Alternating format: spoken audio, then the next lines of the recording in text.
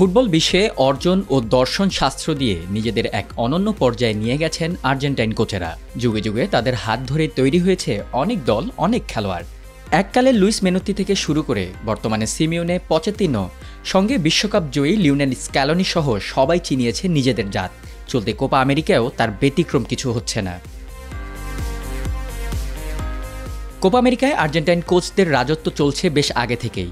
2015-এর আসরে সেমিফাইনাল খেলা 4 দলের কোচই ছিল আর্জেন্টাইন। আবার 2019-এর আসরে সেমি খেলা 4 দলের মধ্যে 3 দলের কোচই ছিল আর্জেন্টাইন।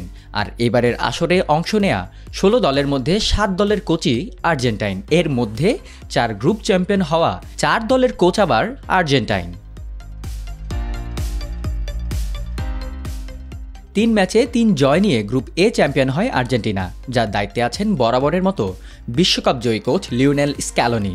2018 সালে জাতীয় দল চালানোর অভিজ্ঞতা ছাড়াই দলটিতে যোগ দেন তিনি। এরপর থেকে ধীরে ধীরে নিজেকে পরিপক্ক করে আর্জেন্টিনাকে একের পর এক ট্রফি জিতিয়ে যাচ্ছেন স্ক্যালোনি। তার অধীনে সবশেষ 3 বছরে 3টি ট্রফি জিতে আর্জেন্টিনা। এবার সুযোগ হয়েছে সেটিকে 4 করার।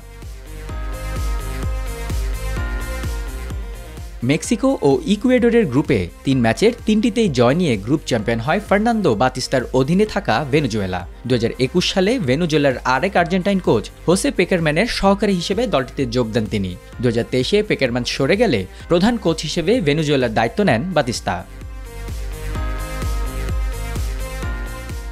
এবারের আসরে গ্রুপ পর্বে সর্বোচ্চ গোল করে চ্যাম্পিয়ন হয়ে নকআউটে পা রাখে উরুগুয়ে।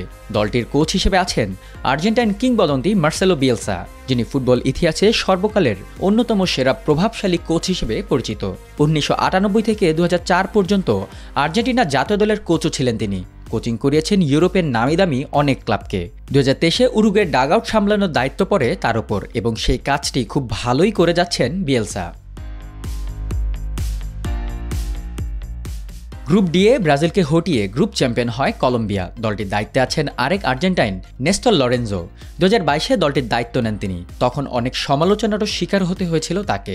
কেউ কেউ বলেছিলেন কলম্বিয়ার মতো দলকে পরিচালনার মতো কোনো ওজনই নেই অনভিজ্ঞ এই কোচের। কিন্তু লরেনজো দায়িত্ব নেয়ার পর এখন পর্যন্ত কোনো ম্যাচই হারেনি কলম্বিয়া। 23 ম্যাচের 23টিতেই অপরাজিত লরেনজোর শিষ্যরা।